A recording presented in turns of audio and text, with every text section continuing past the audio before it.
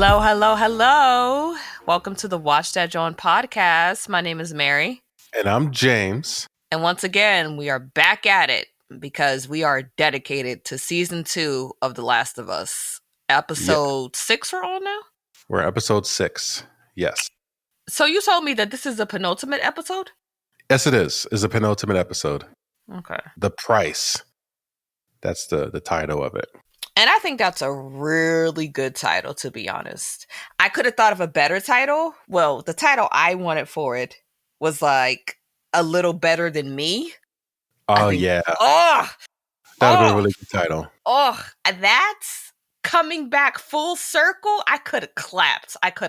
But Yeah, that's a good title. Yeah, let me not get ahead of myself and let's get into it. The episode takes us back to Austin, Texas, 1983. Joel and Tommy are teenagers living with their father, an abusive police officer. One night, in an attempt to protect his younger brother from their father's wrath, Joel lies to his father, saying that it was him who bought marijuana from a local dealer and not Tommy. Their father doesn't buy one bit of Joel's story, but he doesn't hit him, at least not yet. He tells his son about the time he stole a candy bar as a boy and how his own father broke his jaw as punishment. When Joel questions why his father hits him when he himself was abused by his father, Joel Sr. says, "I don't know, but I'm doing a little better than my father did. And you know, when it's your turn, I hope you do a little better than me." He places a hand on Joel's shoulder before leaving the house to continue his patrol. Let me put my phone. So I feel like this is a common, like, older generation, like, thing about disciplining your children and violence. I feel like as generations increase, the level of violence towards your children has decreased. absolutely. You know, I know a lot of little kids who need to be put across the knee, but their parents talk to them. And even though I'm like, you know, it works. It's proven that beating your kids doesn't really work. They most likely just do what you don't want them to do when you're not looking. Yeah. But then it's also too far to go with like this gentle parenting thing. I think when you try to negotiate with like 3-year-olds, that's not effective either. There has to be a middle ground. But I feel like sometimes when you tired and you're just fed up, I would negotiate with 3-year-old. 3-year-olds are menaces to society. I was just with my 3-year-old 2 weeks ago now, my 3-year-old nephew. Yeah. I love him to death, but that little boy is a terrorist. He is a narcissist.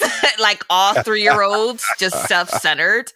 Did I tell you? So I was talking to James and I was saying how him and his mom, they made a Mother's Day gift for my mom, his grandmother. They drew a little picture for him. And then when we were leaving, me and my mom were leaving, my nephew's mother was like, "Okay, we're going to pack up the picture that you drew for your grandmother and she's going to take it home." He threw a fit. He was like, "But it's mine." And we're like, that's literally not how gifts work. That's literally, when you give someone a gift, it is no longer yours. He was like, "I know, but it's still mine." And we're like, "Okay, it was a drawing. We can make you another drawing. But I want that one." You cannot negotiate with bullies. No, you can't. Or terrorists. Yeah. So I get just being like, you know what, you get whatever you want because I'm tired. But yeah. So I have one more point and then we get to the whole conversation. So if you remember when Ellie and Dina visit Joel's tomb, it had a year on it when he was born, 1987. I saw that picture. And when he died in 2029. Right? So he's about 41, 42 years old. Right? Probably 41 because he died on New Year's Day. But this flashback is from 1983 when he was like 15, 16 years old. Right? And so it doesn't make any sense. So you send this picture and I see, it looks like to me, the picture of his tombstone, it looks like he was born September 26th or 28th in 87. Yes. And then he died New Year's Day, 2029. Yes. They said he was around like 60. I know, but that says he's 40 42. But if you take 42 plus the 15 or so years that he was when he was a child, then yeah, you He can looks get around 16 to you in 83. 16, around 17. 15, yeah, 15, 16. I was thinking like Listen, old an enough. apocalypse will age you. So I guess Abby is think he looks 60, but he's only in his 40s. But what I'm saying is he was born in 83. He was born in 87, but that flashback from 83 doesn't make any Oh. sense. Maybe that was someone else's tombstone and they just I don't know, but they got the day he died correct. I don't know. This Yeah. is interesting. Yeah, that could be an oversight. That's just Yeah, interesting. just low miss, I think. Yeah. But I think what this scene shows us is that from a young age, Joel has been protecting someone from harm. Because when the episode opens, we see him and Tommy is crying and he's scared. He's scared. He's like, yo, my dad's gonna come and he's gonna kill me. He's gonna get the belt and he's gonna kill me because he found out that I was, trying to buy weed from someone and they got into a fight. And the kid they fought squealed and said, no, it wasn't Joel who was trying to buy the weed, it was Tommy. But Joel is like, listen, I'll take the rap for you. And his father doesn't believe it. But I think it shows that he's used to protecting people. He's always kind of been this protector role. And I think that's why, one of the reasons why he goes for hard for Ellie. Not only because, the death of his daughter, but like he's used to kind of protecting his loved one from the bad guys, from the monsters in his life. And I think because this time we might not have seen it, but in this scene, we do not see Joel's father put his hands on either of them. And I think because his father didn't hit him that time, that's what solidified the sentiment in Joel's brain. As long as I'm not as bad as my father, I'm okay. I just can't be as bad as him. And I think that's one of the reasons why he justified such obtuse violence. Well, I think from a parental standpoint, he compared himself to his father. As long as he's a better father than his own father was to him, he's okay. Yeah, exactly. He thinks that's but not fine. Necessarily. I think that justifies his relationship with Sarah and then his relationship with Ellie later on. But I don't think that justifies, him being a smuggler and killing people like indiscriminately. No. I'm not talking about that. I'm talking about the things he does for the sake of Ellie, being so violent and doing those things. Yeah. In his mind, he's like, okay, at least I'm doing it to protect someone. And that's better than my father who just did it to kind of correct me. That's in his mind. I feel like that's what he thinks of it. I don't know how he would. Beating your kids because they bought weed versus killing a hospital of people is not equivalent. No, but in his mind, I feel like he thinks I'm doing this to protect Ellie, whereas my father was doing it because he was an abuser. I'm not an abuser. I'm trying to help my child. So I'm a little better than my father. Okay. And it's funny too, because cops are notoriously domestic abusers. And a lot of crime actually goes unreported because it's happening inside the home. And a lot of times when you have like domestic disputes, the cops kind of brush it off. They'd be like, oh, just a domestic. When you handle it they expect you to handle it inside the home. They don't treat it as like regular like assault cases. Yeah. And because they're families, you're a cop. Like you are a cop. You probably have other cops in the police force riding for you. How are you going to come and say my cop father, husband, whatever is abusing me when he's a police officer? You know what I mean? They're going to take his word for it. So I'm not surprised that he's a cop and he's this violent.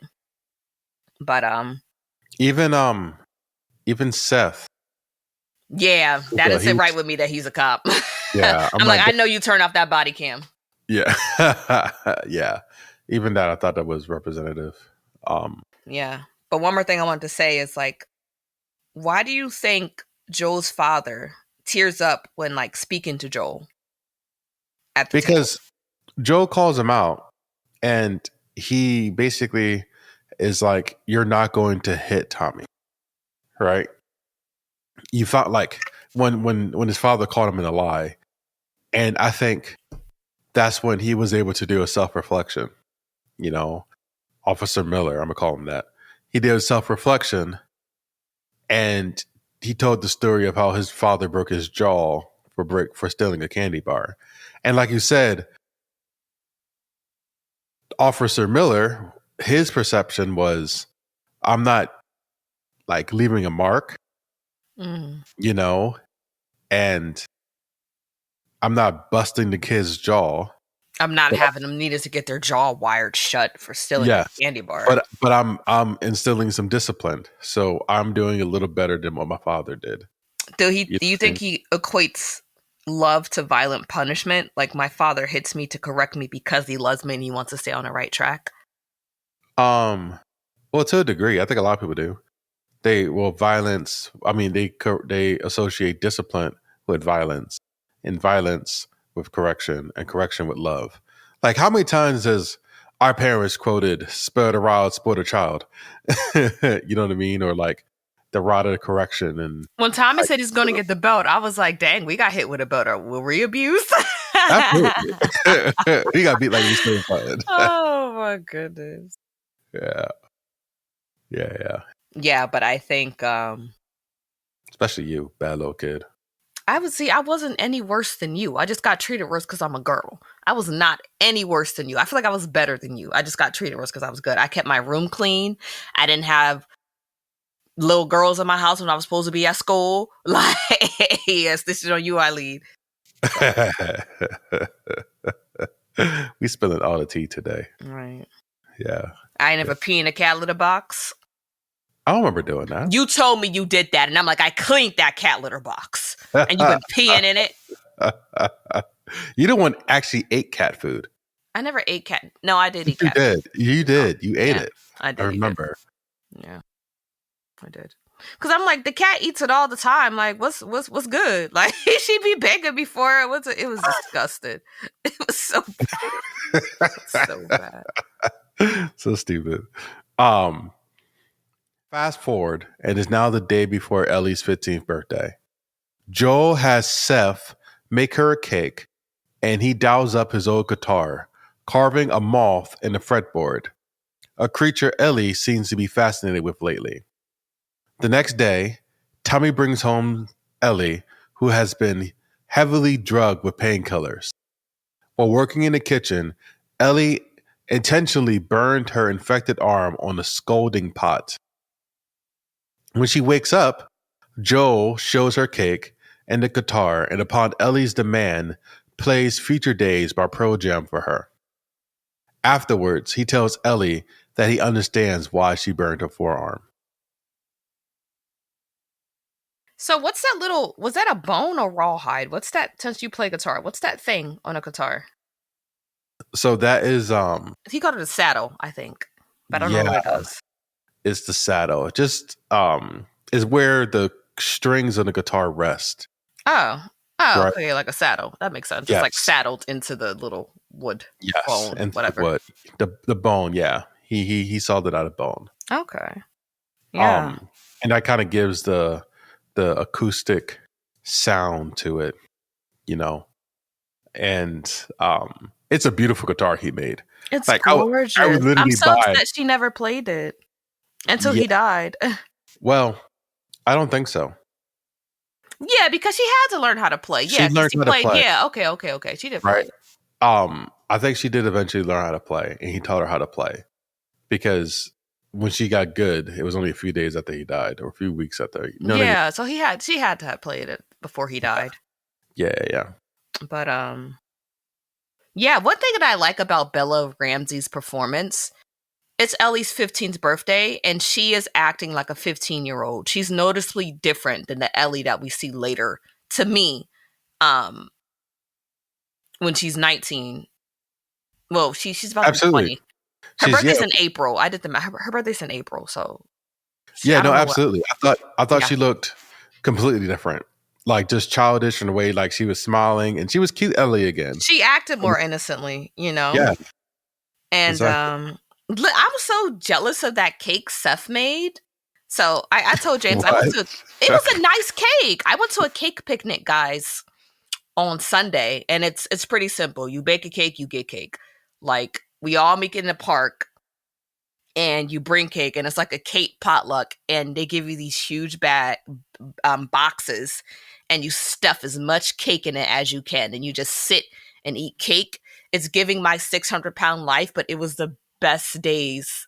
One of the best days I had this whole year. Like, It and sounds just like a big back fantasy. it was a big back fantasy. I sat there. I had German chocolate cake. I had lemon blueberry cake. I had pistachio nut cake. I had a freaking olive oil cake. I had so many cakes, but I still think mine was the best.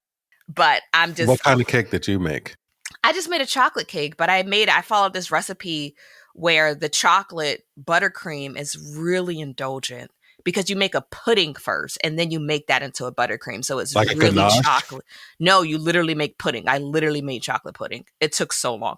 And then you make it into like a buttercream. You add butter to it. So it's very indulgent and like creamy. It's delicious. And the cake itself is very moist. It's so good. I like my cake the best, but I am not good at decorating cakes. And Seth's cake, that was clean. Like the piping was clean.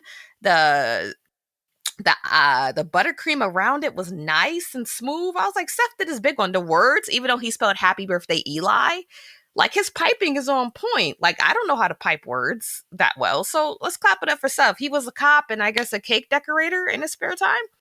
The apocalypse make you do some crazy, crazy things to pick up talents that you didn't expect to have. And I thought it was hilarious. Before Joel could even grab a knife to cut the cake with, Ellie dug her fingers into it and started eating it. And I was like, that's me. Yeah. That's me. Yeah. We had cake in the office today. Got two slices. Cake now. Yeah, you are. What flavor? I got a chocolate chip from Nothing But Cakes. You love chocolate chip. I think we should start another podcast just about cake. Called Eat That John or Bake That John. Eat That John sound crazy. But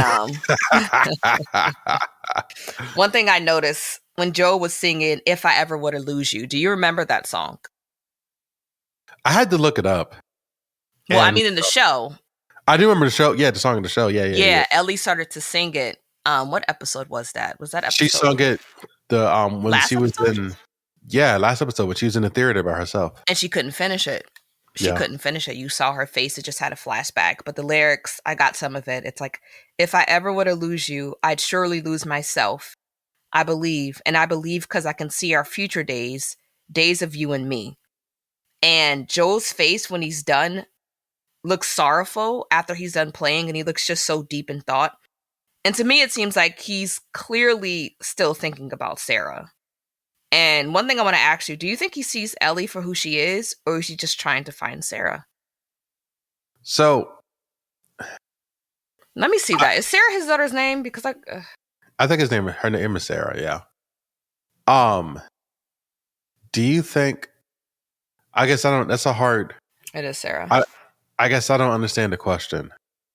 Right. So, I think both could be true. Both can be true. I don't think it's mutually exclusive that he loved Ellie for who she is, but he can also love Ellie a little bit more because of what he lost in Sarah. Right. I'm going to get more into it later. I just wanted to see how you feel about it. But yeah, even then, Ellie is still haunted by what happened in Salt Lake City. Like, she hates looking at her bite mark so bad that she burns herself. And I think she has overwhelming survivor's guilt. The bite mark happened in Salt Lake City? I thought the bite mark was when it didn't, but I think she only was at Salt Lake City because she's immune. So it's like, okay, she went there because she's immune. She had all these ideas of being a martyr and saving the world, and that didn't happen. So now she's kind of looking like, I'm immune. My immunity is kind of wasted on me. Like, and I survived, and all these people died for what? Like, I think she has survivor's guilt heavy. Yeah, she does. She really does. 1 year later, it's Ellie's 16th birthday. This time, Joel surprises Ellie with a trip to a science museum. Ellie is ecstatic, especially when she's able to climb inside a real space shuttle. Joel cries tears of joy at Ellie's happiness. After leaving the museum, Ellie falls behind. She stares at a small group of fireflies. So, this scene is the scene that happens in the game. The first birthday scene we didn't see in the game. This scene we see in the game. And it's just so nice. It's I think something goes wrong at some point in the game, but it's not too big of a deal if I remember correctly. But this scene was just one of those scenes where just like, listen, I feel like the developers were like, we're just going to enjoy the game and we're just going to show off how good we are at making video games. Like everything she did, you go to the museum, you get in the shuttle, you do the whole sequence that she does where you close your eyes and you just hear the audio of the takeoff. It's so fun. You climb on top of the T-Rex too, like all of that. And it's just like, wow, this is really nice. This is like really, really great.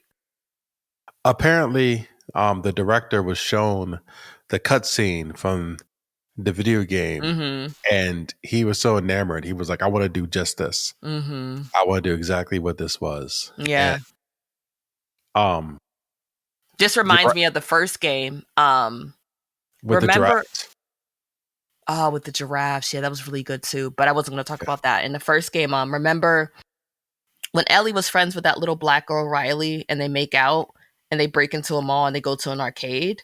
Riley dies later. But you can play like video games. You could play the video game in the video game of them in the arcade. You're playing video games. And That's it's dope. yeah, and I like games like that where it's violence and fighting, but then it's like let's cut away because I love me like I love The Sims, I love Harvest Moon, I love Animal Crossing, I love those like those like what's it called, like slice of life games. So to be able to get like the best of both worlds a little bit, it's like and it makes the characters feel like real people and it feels like a real experience. So that was really cool. Yeah. But I thought it was very touching how Joel took the time to get the electronics and the different mechanics working when Ellie was messing with that like orbital model, the planet orbit, like the different planets revolving around the sun. Yeah. There's a word for it. She was like, it still works, and Joel was like, somebody must have greased it. And Ellie looked at Joel like, get the F out of here. Like, you did not grease this for me. Like, her face was like, she put her hands on her hip, just looking at him like, what? Like, you really did this? And then when they were in that space shuttle and Joel was watching Ellie when she was listening to the audio, his smile, my heart. It was so warm yet fragile. Like, it was heartbreaking. I didn't realize in this episode how freaking fragile Joel is. Like like Tommy said, he's just lashing out. Like, this man needs serious help. Like, and I think he put so much on Ellie. Everything is on Ellie unintentionally, but it's like you can't make one person your one sense of happiness and purpose. Like yeah. I know you lost your daughter and everything else, but you gotta find something else. But like I said, I want to get into that later. But man, when that man smiled, I was like, oh my God, stop. Like, do you know what I'm talking about? He just like smiled. Yeah, I know exactly what you're talking about. Exactly what you're talking about. And like you said, he shows a sense of vulnerability in that scene that we're not used to seeing from him. And even only when it comes to Ellie. Only when it comes to Ellie. Because the next scene is completely different. On her 19th birthday. Our 17th birthday is well, a few years later is different. You know what I mean? The 19th birthday scene is different. Yeah. On Ellie's 17th birthday, Joel catches her alone in a room with another girl. The girl gave Ellie a tattoo of a moth on her burned forearm. Joel kicks the girl out and harshly scolds Ellie. Later that night, Ellie tries to move into the garage. Joel convinces her to wait for him to fix up the garage for her before she moves in. He asks her what the moth means to her, and Ellie gives him an insincere answer saying that she dreams about them.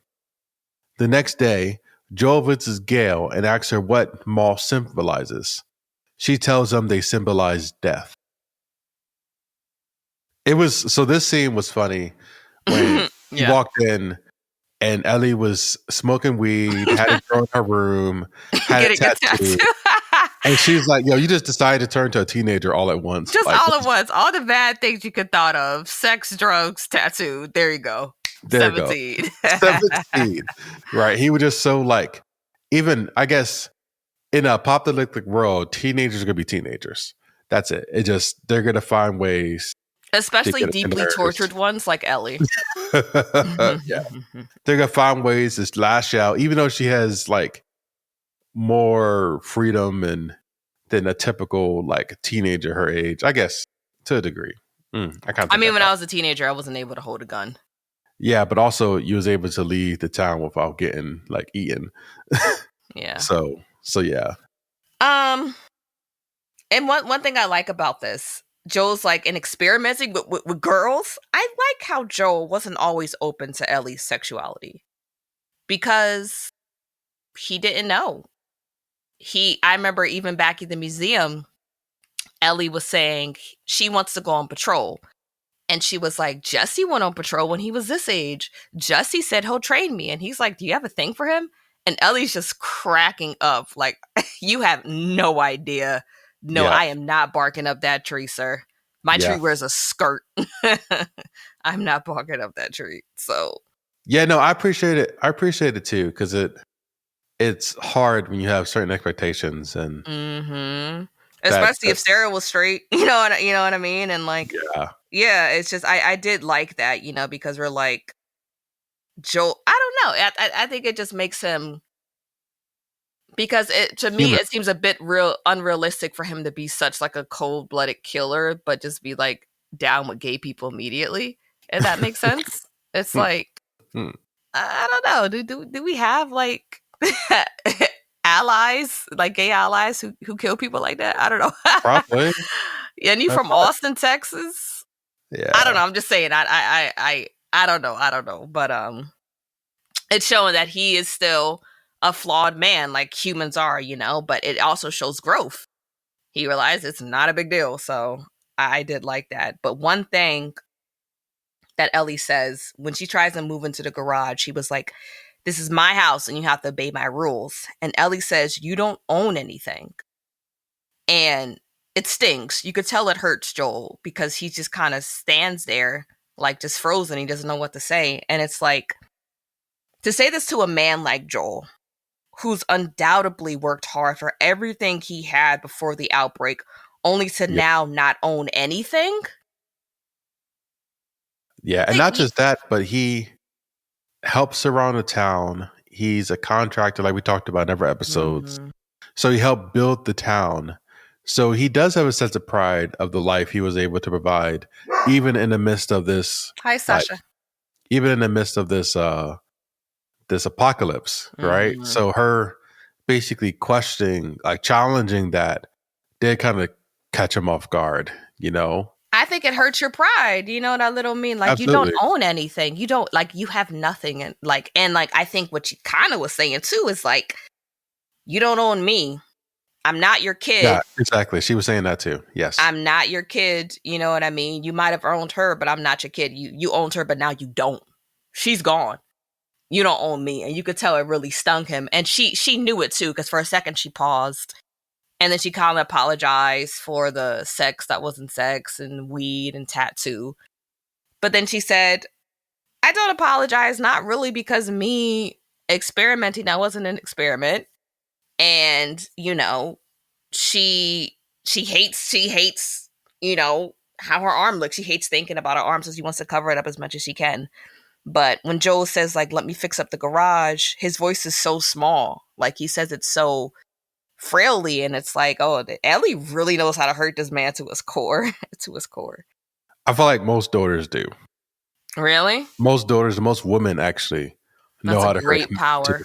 Men to the core. Yes, you guys know exactly what to say. I need to wield it more often. You don't.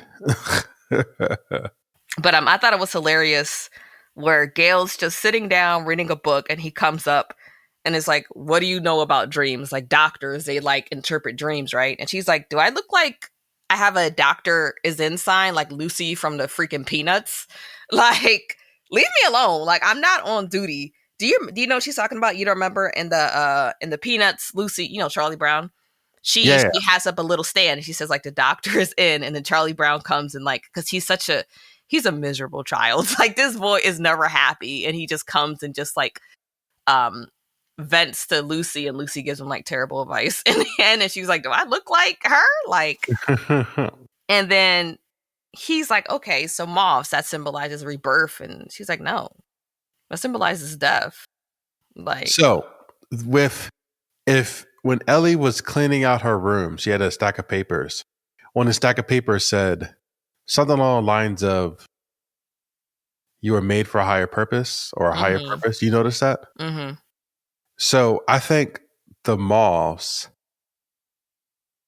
was her opportunity, like you said, to be a martyr, and her death would have served a higher purpose, you know, and would have gave life to others, right? Anyone else who got bit wouldn't have to die anymore if she would have went through that procedure. Assuming the cure worked and it was able to replicate it and reproduce it at a high level, which all these things are not really practical. But I did watch a YouTube video years ago, and they were saying that Joel made the right decision. They were like, first of all, y'all didn't do any sort of peer review. Y'all just assumed that y'all can, like, the doctors in Salt Lake City, the Fireflies, they were like, yeah, y'all probably gonna end up killing a girl for no reason. Like, y'all don't have any real way of, like, I don't know. They're saying there's no peer review. There's no test you guys ran. I just want to go straight to surgery to kill her. There's like, Joel probably did the right thing. Like, it wouldn't have worked. So remember I Am Legend? I watched that a few weeks ago. Yeah. Where Will Smith's character was basically in ground zero, and he would basically catch the zombies and do experiments on them. It took years and years and years before he could finally find a cure. Oh yeah, he did at the very end. Yeah. At the very end. And that's exactly what it took with Ellie. They would have to take Ellie, right? Probably would have like studied her DNA, tested or whatever, and took years and years and years before they could finally get to a cure. So I don't think they ever would have gotten to a cure. I think that she could have been the first step, but I don't think it was easy as I have her blood now, or I don't think it's that either, but I feel like I don't think they'll be able to like. I don't think they'll be able to reproduce it to go into mass production, right? I think they probably would have killed her, and by killing her, I don't know, it wears off the immunity or something. Like, I don't know. I don't think they would. I don't know. I don't know anything about anything, but I'm just. Yeah, it's basically was a snowball chance and AT double hockey sticks that thing worked. Mm-hmm. So yeah, no, I agree. I agree that Joel did the right thing for Ellie, not for humanity, but the right thing for Ellie. 2 years later, Ellie is now 19. She sits on her bed in the garage and rehearses a script she wrote to help her talk to Joel about what happened in Salt Lake City. When Joel arrives, she hurriedly hides the script, still unable to verbalize her doubts all these years later. For her birthday this year, Joel finally lets her accompany him on a patrol. The patrol is uneventful until Joel receives a call from Jackson Hole on his transceiver. Eugene and his partner Adam ran into infected on their patrol and need backup. Begrudgingly, Joel allows Ellie to come with him. They find Adam, dead, dragging on the ground as he's still strapped to his terrified running horse. They find Eugene shortly after. He's been bit by infected. He begs Joel to let him see his wife Gail for a final goodbye before Joel kills him. Ellie advocates for Eugene's proposal as well, and Joel agrees and promises Ellie that he will follow through with the plan and not kill Eugene while Ellie goes to fetch the horses. Joel breaks his promise. As soon as Ellie is out of earshot, Joel takes Eugene to a clearing with a breathtaking view of mountains and lakes. He shoots him in the head from behind. Ellie returned and is speechless. She doesn't say a word to Joel all the way back to Jackson Hole. Back in Jackson Hole, Gail comes to see her husband's body. Joel tries to lie to her, but Ellie interrupts and tells her the whole horrible truth. So one thing I noticed really quickly, I like her old room, Ellie's old room inside the house more, but the two rooms feel very different. Her bedroom in the house was warmer, brighter, while the garage is dark and gloomy. And I know it's a garage, but I feel like it seems to represent the changing in her state of mind and her relationship with Joel. She isn't the innocent, happy kid she once was. Her old room, near Joel, like that old room doesn't fit her anymore. You know what I mean? She's much darker now. And I think her rooms kind of represents that shift. Yeah, because she's an adult now. She's 19. And she's emo now. Like And she's I remember when I turned, I don't know, 16, 17, I wanted to paint my room all black. And I wanted to get all you were black. so stupid. All black furniture. I wanted to paint my room all black and get all black furniture. And I wasn't even emo. I just thought it would look cool. And mom said no, but she settled for me getting dark blue. And I hated it. It was so dark. It was so ugly. You couldn't see nothing in our room. You couldn't see nothing in the room. But if I would have got all black, it'd have been terrible. People would have walked in the room like, what's wrong with James? What's wrong with James? Like all black, maybe an accent wall, but the whole room is black. I want the whole room black. You would have turned on every light and still couldn't see nothing. Like, oh my goodness. The shadows you would see. Well, you need light to see shadows, but still, like, you'll be terrified at night. Yeah.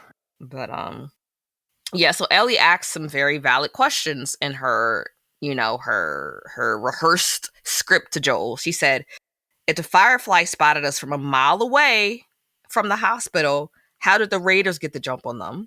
Mm-hmm. If the Raiders could kill everyone and you have to carry me, how'd we get away? Yeah. If there's so many immune people, then why haven't we heard of them? Yeah. So it's just, it's questions. It's questions. And it's just, it has been haunting her for a very long time. She's kind of obsessed with the symbol of the moth. Like she drew dozens of them, and like think of it's just hard for her, but she's still holding out hope, like even though her feelings for Joel has changed, she's not sure if she can trust him. When he came and said, hey, we're going up on patrol, he knows how to make her smile. She's still like, oh man, I love this dude, you know what I mean? Even though he lies. And I think what pisses her off the most is that Joe pretends like nothing is wrong. And it's like, you're asking me what's wrong, but you know what's wrong. You know why I'm distant. She doesn't. He doesn't know what's wrong. He fucking knows. He knows. He does not know. He knows. He knows. No, he does not. Yes, he no does. Idea. He's not a dumb. He knows. He knows. He knows. He knows Ellie is smart, and his story doesn't make any sense. He knows. But it's been 5 years since they got back. He doesn't know at that moment, at her 19th birthday, she's not saying anything because she wants to bring up that date. He knows. He's not dumb. Not thinking about he can tell. Yes, he is. He's just ignoring it. He's just ignoring it because, like, even when he talks to Gail, you know what I mean? Gail is saying, with that first episode when he talks to Gail is saying, you're playing with me. You're not telling me the whole story. And he knows the reason why Ellie is acting this way. He's just ignoring it. He knows good and well because he knows good and well because knows Ellie isn't stupid. And he, like, what other reason would it be? He knows. He's just pretending like he doesn't know. But he knows, like. No. I think that's just an assumption. That it's not an assumption. He knows, but I'm going to let you think that he knows. Like, he knows. Like, come on. Yeah. But did you have something to say before? Because I can ramble, so cut me off. I think there was a part where they were going on patrol and Joel took her to the safest part she could think of. Mm-hmm. And when they heard on the radio that the other patrollers were in trouble, he immediately told Ellie to go back and he would handle it. And Ellie said, no, I'm not your daughter. I'm your effing partner. Or I'm not your kid. I'm your effing partner. And I think he also was taken back about that too. Because just the level of hostility that she was showing to him, even though like he's always been there for her. And yeah, she has questions about the Fireflies. That's what I'm saying he knows about something that he did 5 years ago. is I don't think most guys think that way, right? We're like, hey, like Y'all that, stupid.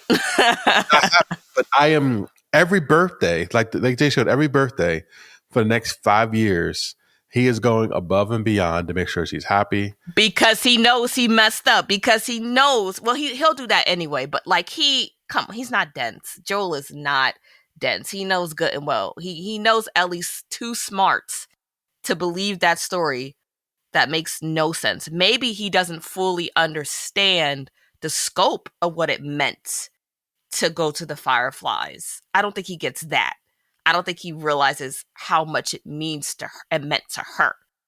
That's what but I know he knows she's upset about it. Well, But he knows that she would be upset about it, and that's why he doesn't tell her. But but he I felt as though he made an adult decision on her behalf. He didn't feel like that was her decision to make. so Right? and I think that's what pisses Ellie off. There's so many she feels as though Joe's protection of her comes at the cost of her own agency. And I know that's what a parent does. You know what I mean? If your toddler wants to put his hand on the gas stove, you pull him away because you are going to hurt yourself. But it's like Ellie is not a kid anymore. And her saying, you could do that with your kid, but at the end of the day, I am not your kid. You can't keep keeping me off patrols. And she told him later on, I don't want to hear you taking me off patrols again because I am an adult and you can't keep taking away my agency under the guise that protected me when really you're just scared. You're just scared, you know? So, but one thing that I haven't played the game in a while. You just start playing it. Let's clap it up. He just start playing it again. Playing the first game. The first game. It's incredible. I don't know what's going on. I forget how it works. So when did the affected decide to bite? And when did they decide to eat someone? Like, is everyone who became infected someone who managed to escape the infected before they were killed? Like, let's say Aileen turns into infected. She tries to eat you, but she bites you, but you fight her off, and now you're infected. Or do you get bit? Do they all try to bite you? Do they all try to kill you, and then like really kill you? But if you get away, you just become infected. You know what I mean? Or do they bite some, kill others? Or if you die, no, your body's not. If you're killed by an infected, does your body like die and you come back as? I mean, when you kill a human by an infected, does your body come back to life? And how does that work? So, Because think about vampires and sinners, they had to kill you first, and you were the living dead. Does that work the same with the cordyceps infection? well, the bite does kill you. Okay, so Eugene So would Eugene die, and then died. the cordyceps would take over his like a puppet. Yes, because when the Okay. cordyceps take over, he is no longer alive. He is dead. Okay, so when do the infected just kill people, but So they don't turn? I think it's the effect that just doesn't finish their plate, and then because people wake up part dead, like with holes in their face or whatever, and they're just zombies, but they got bit. So I think they eat them until they can't eat them anymore, and then they wake up infected and they just come out. So a lot of people. I don't think people are whole. If that makes sense. Like everyone has been bit or eaten partially, and now they became infected that can move around and eat other people. But we see dead people who were killed by infected, and they haven't turned. So what happened there? The infected decided to finish them off. What happened? What do you mean dead people were killed by infected that haven't turned? Like dead people. Remember that one person we saw whose torso was ripped in half by stalkers? He's not infected. He's just dead. So did they just kill the kill without turning them? I was thinking about that. I think I'm thinking about. There's so many zombie movies. I'm thinking about the Walking Dead zombies, because the Walking Dead zombies, it would, if you was ripped in half, that half would still be a zombie and would be crawling trying to get people. Oh. In that world of zombies. So I'm assuming this world's the same, but it's not. Like you said, they're just dead. So I don't know. Okay. I don't know. But So let's actually get to Eugene, right? So he shows that he's bit and he pleads to go see Gail and he wants to say bye for one last time. And he shows that he's not going to change immediately. I'm going to ask, I guess I'm going to ask a pretty obvious question. I know what your answer is going to be. But do you think that Joel, I guess, what do you think Joel's obligation was? Do you think Joel's obligation, knowing that this man is infected, was to put him down, or do you think his obligation was to oblige to his last wishes and give him to see Gail?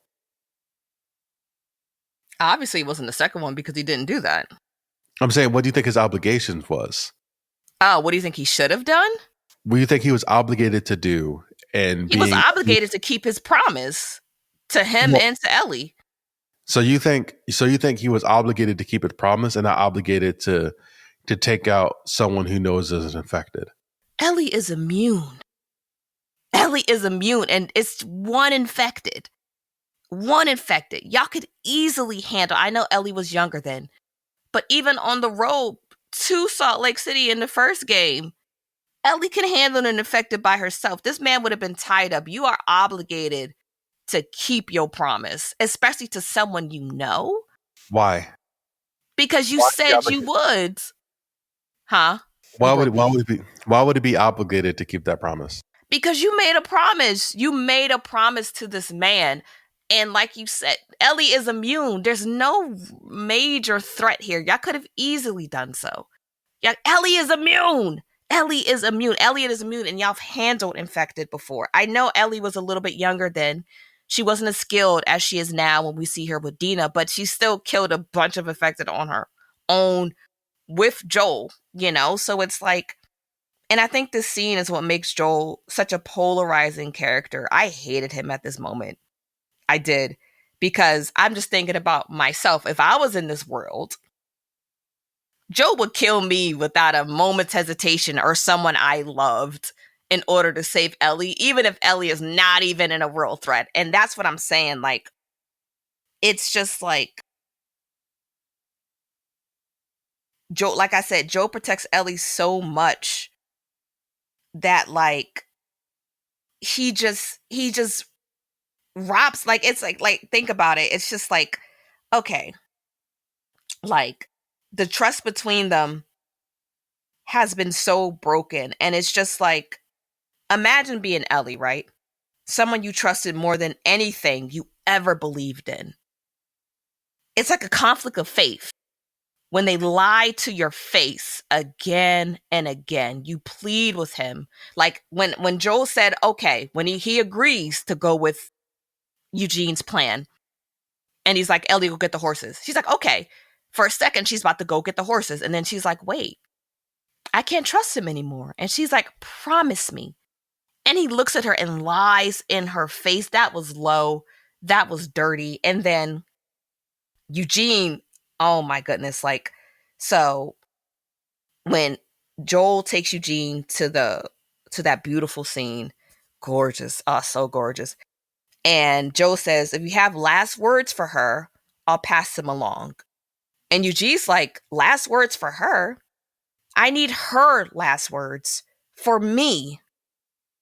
And I like Eugene because he's able to admit his own sort of selfishness. He's saying, listen, I'm willing to put the town at risk because I need herself. I need her last words. I am dying.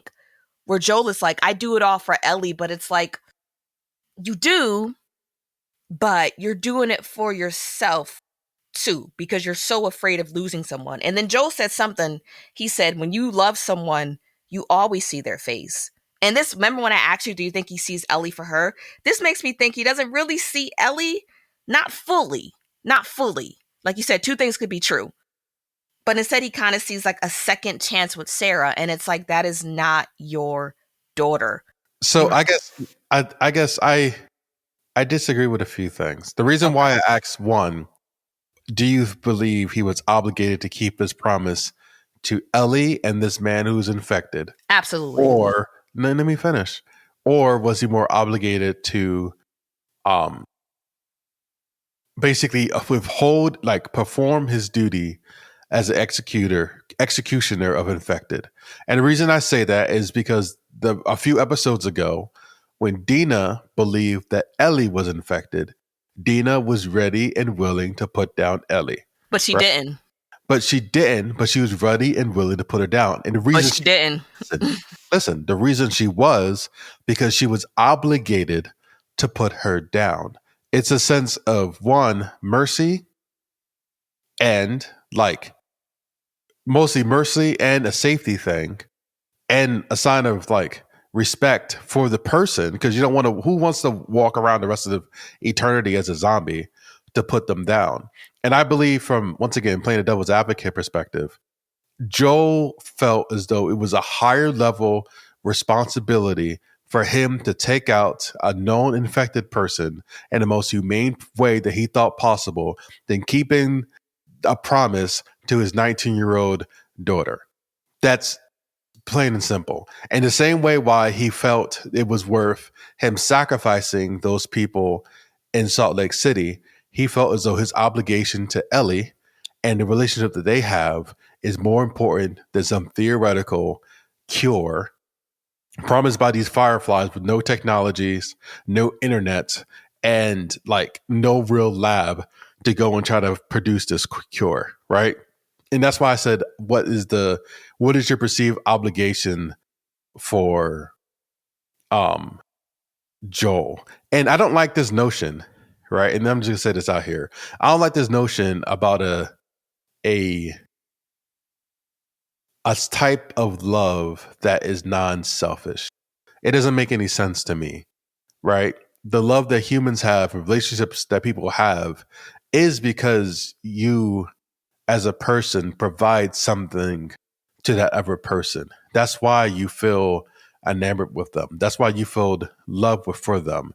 And that love is mutually selfish, right? It's you providing for them makes you feel happy. You doing for them makes you feel happy. And I don't think there's anything inherently wrong with that. Even if Joel sees a little part of his daughter in Ellie, I think that just shows how much love he has in his heart for his daughter that he's now converting over to Ellie, right? And I think it was selfish on Ellie's behalf, and you're going to disagree with me, and Eileen disagree with me too, to go and tell Gail the truth, right? And I completely disagree with you. Right? I feel like telling Gail the truth did cause more pain, knowing that her husband was scared. But that's what, taking away someone's agency. That is not what he said. That is not what Eugene said. And it is audacious for Joe to go say some bullshit to his wife like that. But I'm gonna let you continue, then I'm gonna talk about everything you said. I'm saying he's basically, she telling him Joe killed him in cold blood and he panicked and he wanted you, it just seems cruel to me. And she did it to hurt Joel, not for the betterment of Gail. She did it to hurt Joel, to punish Joel for his actions. Can I start? Yeah. Because I got lots of. So I'm gonna say something. Maybe it shouldn't be said, but I'm gonna say it. Remember when a loved one of ours died, right? And Mom, to protect my feelings, was trying to keep me from going to the funeral. She wasn't going to tell me until after the funeral. And it's like, okay, in her mind, she's like, I'm protecting my daughter from pain. But in my mind, I'm like, it is my choice to decide if I want to go to the funeral or not. You cannot decide everything for me just because you love me. You can't do that, because at the end of the day, I have my own agency. And a loving me, in my mind, is letting me, when I'm old enough, is letting me to choose for myself. So I think it was wild for Joe to go up to that woman and make it and seem like he was the hero of the situation, saying, oh, he took his own life When he said Eugene took his own life, I said no. I would have piped. I get Ellie being like, oh no, F this. No, because that was messed up. But going back to, you compared the situation with Dina and Ellie. When Dina got bit, no, Ellie got bit, and Dina didn't know she was immune, and she pulled out her gun. But the difference, why this doesn't make sense, is that Dina listened to Ellie's plea. She said, listen, I am immune. Let me sit here on this couch, and if I turn, you could take my life. Joel did not do that. Eugene said essentially the same thing. Let me go see my wife, and if I turn, you can finish me off. Joel did not do that.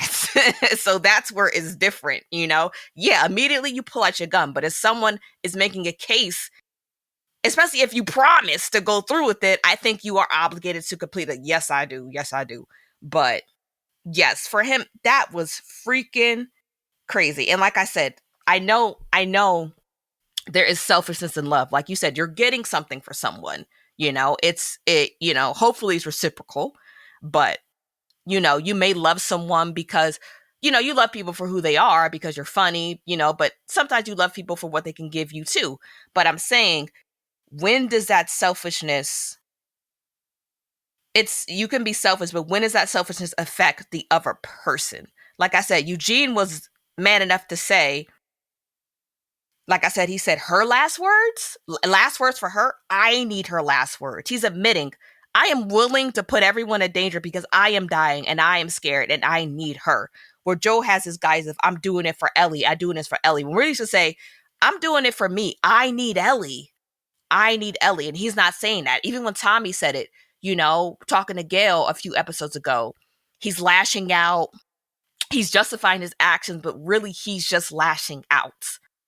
And it's just like, it's not just you need Ellie. You need Ellie more than she needs you right now.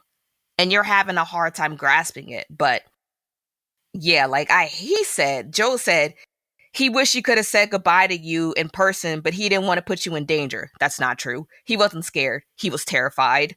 He was brave. He wasn't. He ended it himself. He didn't. Who are you to lie? To not say anything this man said and to lie to this woman who's been married to this man. You'd be pissed if you had some words for Ellie and I just made up some, who do you think you are?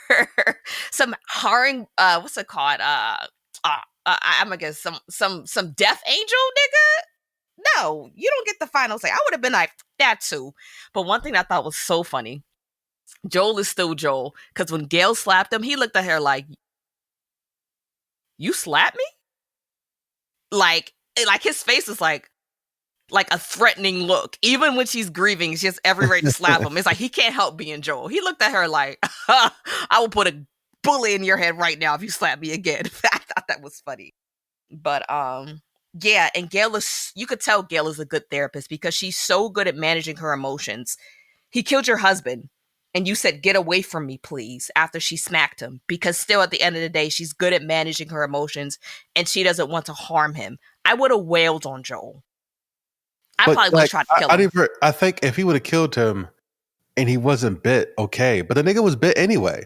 He was dead anyway. He killed him an hour earlier.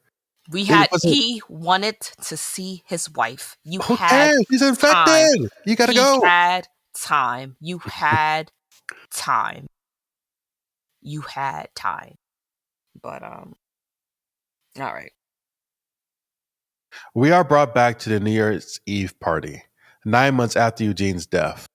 Joel sits with Tommy and his family, watching Ellie from afar. After the altercation with Seth and the party ends, Joel sits on his front porch, strumming the guitar he made for Ellie. This episode, we see that Ellie didn't completely ignore Joel that night, as episode 1 would have us to believe.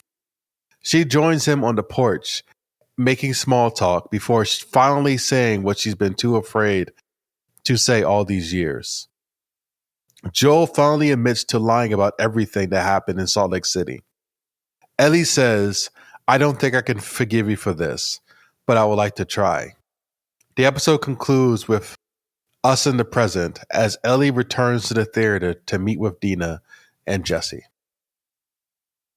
So I like that scene a lot. That was in the game. That scene was in the game. So in the game, what scenes were in the game? That scene was in the game. And also the scene, like I said, when I went to the museum, that was in the game. Was in the game. The Eugene thing was not in the game? No, that was not in the game at all. Eugene is talked about. We hear about him, but he's not married to Gail. It's just somebody that wasn't it. So they did that well. And I think they really put fuel to the fire. I wouldn't talk to that nigga for 9 months either. I was so mad. And I like when Ellie was riding back after she saw Gail dead, she was crying. That broke my heart. I was like I said, it's like, I trusted you. Like, have you ever just felt so betrayed by someone? Like someone you trust so much and it's like, yo, I can't trust a word you say. You are everything to me. You are my foundation in this world. And you just fucking lying to me? To my face? Over and over and over again? That's heartbreaking. That's heartbreaking. But, yeah. And it's like, I get even more now why Ellie was so mad at Joel for shoving Seth. Nigga, stop hurting people for what you think is my sake. I didn't ask for that. How many people have to die in my name? How many people have to die in my name is crazy. How many people? But one thing that I'm thinking, I'm starting to think, do you think that conversation at the end actually happened? Or is it what Ellie had wished had happened? Why do you think that? Joel on the porch. Because it's like, okay, what is it? Episode 1, after the New Year's Eve party, we see Joel on the porch strumming his guitar. Ellie goes straight to the garage, and the episode ends. And it could be framed like, okay, they just cut the episode off early, and it didn't show her eventually coming back to the porch. Or it could be she never came back to the porch. It's what she wished would have happened. It's what she wished she would have said to Joel. And maybe that's why she's so hell-bent on revenge, because she doesn't have any, closure. I think she's so hell-bent on revenge because she didn't have time to try to forgive him. She told him this midnight, and then 10 hours later, he was dead. You know what I mean? So she didn't have time to try to forgive him. Right? Happy New Year! Happy New Year! Like I mean, who really finishes their New Year's resolutions? Like, don't beat yourself up for that. That is true. I don't think I finished one. Which is why New Year's resolutions are stupid. But anyway, I think it was real. I don't think it was a dream. I think that I would like not to a dream, but like a wish. You know what I mean? Like, no, I think it was real, and I think they wanted. I think the writers are sympathetic to their fans, and he wanted to give us some closure. If they were sympathetic to our fans, they would have killed him in the first place. But yeah, I maybe that is like a sense of closure. But my thing is, this whole thing made me feel worse for Joel. It made me hate him and feel bad for him at the same time. Like, and even with Joel, when Ellie asks him, she's like, could they have made a cure? Joel looks at Ellie. He doesn't turn his head, but like his eyes just cut to her. And then like his cheeks are quivering and he just nods. And I'm just like, ugh. Like, Pedro Pascal is just giving his all in this role. And Joel says, making a cure would have killed you. And Ellie says something along the lines of, then I was supposed to die. My life would have mattered, but you took that from me. You took that from everyone. And it's a good point. It's like you, like I said, I would have done the same thing. I'm killing everyone to save my baby girl. And like we said, I don't think they would have found a cure. But it's like, it's a terrible world. She was a glimmer of hope. What if she could have ended this whole thing for everybody? For everybody. It would have been over. Imagine how miraculous that would have been. Like, it's done. Like, it's done. How many lives she would have saved, how much hope she would have brought back. Imagine that. That would have been incredible. So I get her feeling like you took that from everyone. Like, I wanted to save the world. I wanted to do this. And I understand you love me, but I'm salty about it. I'm sorry. I'm really salty. I'm really salty. And I'm here with all the survivor's guilt. And I just feel like, what am I to do with this, you know? And even Joel said, he'll do it all again if given the second chance. And Ellie says, because you're selfish. And like I said, this is true. Like I said, Eugene admitted it and he didn't. And then, oh my goodness, like I said, I could literally clap for this. But Joel said, you can't understand. Maybe you never will. But if that day should come, if you ever have one of your own, well then, I hope you do a little better than me. Perfect callback. Perfect callback to what his father said in that kitchen. I could have clapped. I said, oh, I was like, oh, I was crying. I was like, that was so beautiful how it all came full circle. I was like, chef's kiss writing.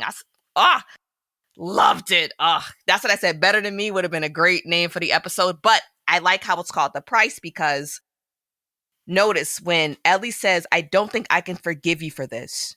Joel's eyes are closed. A single tear falls and he kind of like, he straightens his face up. He stirs his face up like he's accepting. He already accepted the price of saving Ellie because he freaking knew. He knew that she knew she was mad about it. So he accepted the price. If I save her, she will probably never forgive me. So he accepted it. But then when she said, but I would like to try, sob. Because Ellie's face, she looks at him so hurt, so betrayed, so pained, but still so full of love for Joel. It was just like, because I love you. I freaking love you, you maniac. I love you so much and you hurt me so bad, but I want to try to forgive you because I need you. Her face was just like, I love you. And it's like, you're crying now. I am, because like, I get it. It's like, dang, someone made you so mad, but it's like, I can't help but love you. Like, I still love you. So, it was my favorite episode. Yeah, no, it was a very sticky good episode. Yeah. And Joel's going back to him saving Ellie, it reminds me of XXX by Kendrick Lamar. I thought you were going to say XXX Tentacion. I was like, what? No, XXX by Kendrick Lamar, right? And I looked up the lyrics. Oh, yeah, I know what you're about to say. This is getting cool. Yeah, he said, but you don't remember freaking... Yesterday, I got a call from my dog like 101. Said they killed his only son because of insufficient funds.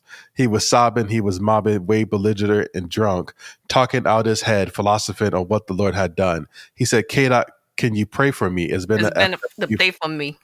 I know that you anointed. Show me how to overcome. He was looking for some closure, hoping I should bring him closer to the spiritual. My spirit do no better, but I told him, I can't sugarcoat the answer for you. This is how I feel. And somebody killed my son. That means there's somebody getting killed. Tell me what to do for love, loyalty, and passion of all the memories collected, memories you could never touch. I can't. And this is just literally, it's Joe embodies this, right? Right? I'll wait in front of a nigga spot and watch him hit his block. I'll catch a nigga living service if that's all I got. I'll chip a nigga, then throw the blower in his lap. Walk back to the court like B. I did that. Right. And like I said, I understand that part of it, and it doesn't justify what Joe did. It doesn't. It doesn't excuse it. It doesn't. But I understand. I ain't saying it's right. But I understand. Right, but I understand. Like, I get it. So, thanks guys for listening to. We're not gonna rate it. What's wrong with you? Oh yeah, let's rate it. Okay. Get on my nerves. So I will give this episode a large bag of popcorn. Not extra? Yeah, I'll give it extra. Yeah, extra large bag. This is extra. I liked... Watch that, John. I liked how detailed the scenes were and kind of showing what happened between when it got to Jackson Hole to that fateful New Year's Day. I liked how they showed the growth in the relationship, even though it started tanking. But I think the tanking and them separating was driven both by, Joe's lie, but also just the course of life. Teenage girls being like drawing further away from their father figure is just part of life, part of nature. And I enjoyed it. I enjoyed it a lot, especially that porch scene. You said that Eileen did think it was wrong for Joe to lie to Gail, try to lie to Gail? Yes, she did. Okay. What was her reason for that?